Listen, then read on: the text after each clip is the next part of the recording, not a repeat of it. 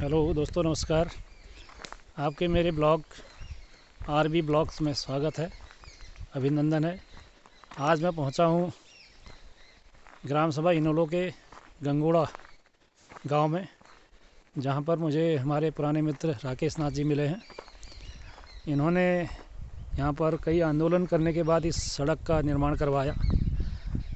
10 साल तक इसमें आंदोलन रहा और आज ये रोड बनकर तैयार हो गई। मैं भी अपनी स्कूटी लेकर यहाँ पर आया। ये गंगोड़ा गांव है।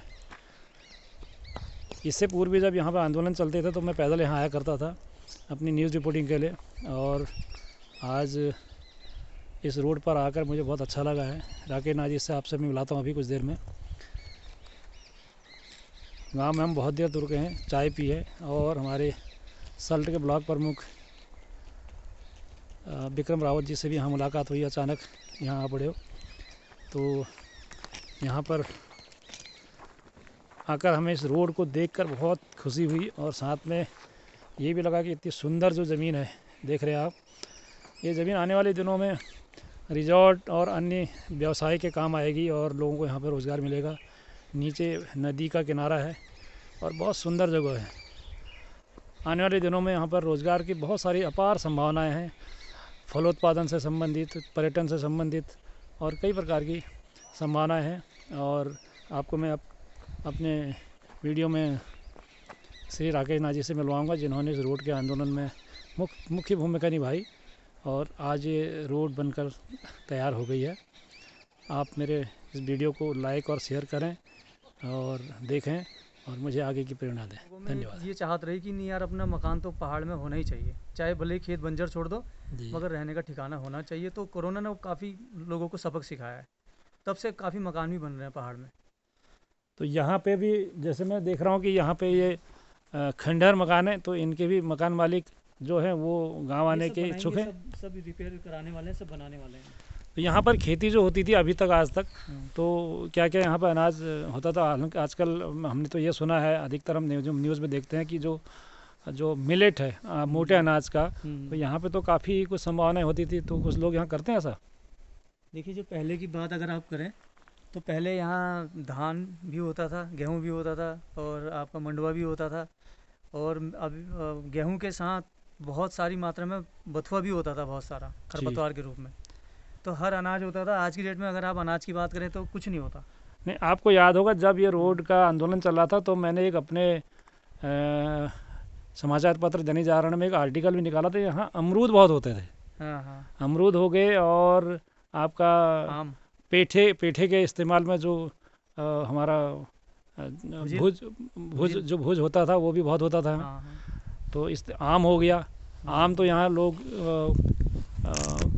ये लगा लीजिए थोक के हिसाब से लाते, 4 रुपये किलो, 2 रुपये किलो।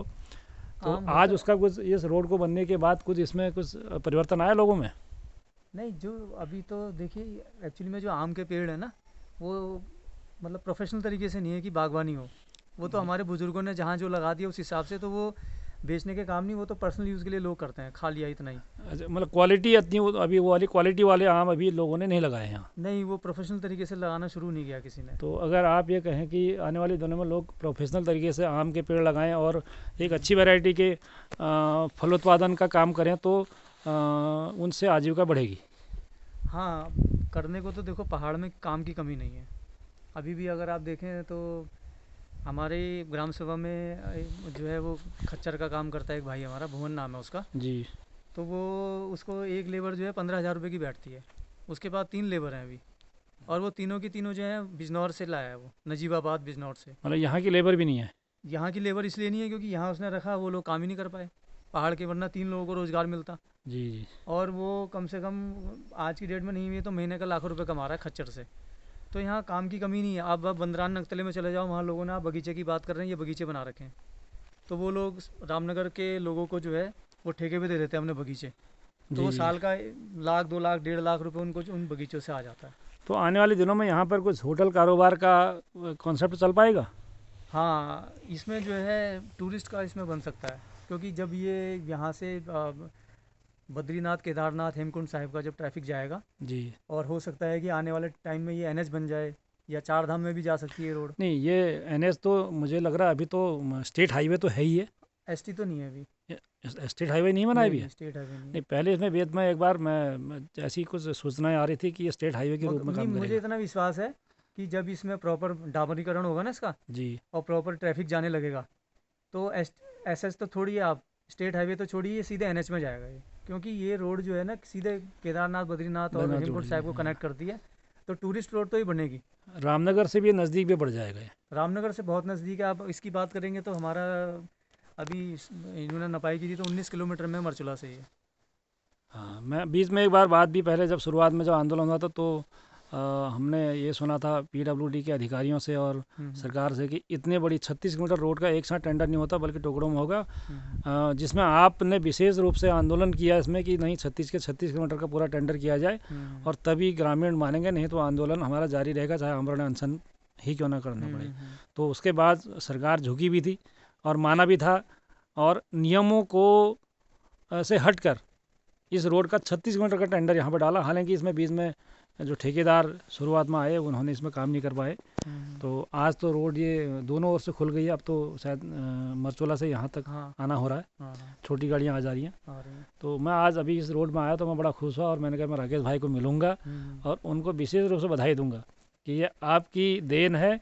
जनता की देन ज़रूर है, लेकिन जो अगुवा होता है, जो आगे का मुखिया होता है, जैसे हम कहते हैं कि देश के आंदोलन में कई शहीदों ने अपने प्राण दिए और कई क्रांतिवीर इसमें अपने बीच से बिछड़ गए, लेकिन उनमें से कुछ ही लोगों को हम याद रखते हैं, जिसमें जैसे भगत सिंह हो गए, सुखदेव, राजगुरु, लेकिन उनके साथ अनगिनत जिनका नाम हमारे पास न किताबों में न कहीं है, उनका नाम जुड़ा है। तो ऐसी जनता भी होती है। जनता को एक मार्गदर्शक होना बहुत ज़रूरी है और मार्गदर्शन का काम इसमें आपने किया। चाहे आपने कांग्रेस के पाले के लोगों से आपने कुछ सुना होगा या कुछ मुकदमे लगे होंगे, उसमें कांग्रेस की सरकार थी, या बीजेपी के लोगों ने किया होगा कि आप हमारी आलोचना करते हैं, क्योंकि जो सरकार में बैठा होता है वो दूसरे को आलोचक ही मानता है। लेकिन आलोचक मेरे हिसाब से सबसे बड़ा पथ प्रदर्शक होता है और हितैषी भी होता है, जिसमें आपने बखूबी इसका काम किया। तो मैं आपको विशेष रूप से इस रोड को बनने की विशेष बधाई देता हूँ। ये तो देखिए, लोकतंत्र में तो ये तो खींचातानी रस्साकसी चलती रहती है। जनता और सरकार के बीच में ये सब चलती रहती है। सरकार अगर कोई काम नहीं करती तो जो पद पे जो बैठा होता है, जो इस समय सरकार, जो जिस पार्टी की सरकार होती है, तो उसी के खिलाफ जो है मांग की जाती है, उसी से याचना की जाती है। जब याचना नहीं होती तो फिर उसके बाद रण के रूप में आंदोलन होता है। तो ऐसा नहीं है कि किसी पार्टी विशेष का विरोध था या कांग्रेस का विरोध था या बीजेपी का विरोध था, ऐसा कुछ नहीं था। वो एक दौर था। ये हम भी मानते हैं, हमारे साथ भी ऐसा होता है। जब हम पत्रकारिता करते हैं लगता है कि हम आलोचक हैं, लेकिन हम सही मायने में जनता के हितैषी होते हैं। जनता के हित के कामों के लिए हम अपने कलम को भी चलाते हैं। बिल्कुल। लेकिन उस समय ये लगता है कि दूसरा व्यक्ति जो सरकार में बैठा है वो सोचता है कि ये हमारा सबसे बड़ा आलोचक है, हमारा विरोधी है। और एक चीज़ मैं और बता दूँ आपको, मैं अपने दिल की बात आपको बता रहा हूँ कि इस रोड के आने से कहीं ना कहीं मुझे ऐसा लगता है कि जिस तरीके से मतलब रोडें तो आ रही हैं, हम खुश भी हैं कि रोड आ रही है, मगर अगर पर्यावरण के लिहाज से देखा जाए तो जंगल भी उसमें कटा है। बिल्कुल। तो उससे भी थोड़ा दिल दुखता है, क्योंकि जो जानवर हैं। बच्ची की फोटो ले ली। ये हमारी जाति है। नमस्कार नमस्कार नमस्कार। और सब बढ़िया? रोड बनाने बाद हम ले था आगो, यो रोड बनाना सुविधा हमको ले मिल गया। हम ये गाँव में आगो अंतर अगर राकेश भाई बुलाने में तले नहीं आन। अब रोड है तो अब आने में सुविधा है किस। हाँ बा इनको जन छोड़िया बिल्कुल ना, इनको कहीं कथा जन छोड़िया बिल्कुल, या शायद दिन दोबारा नहीं मिली। हाँ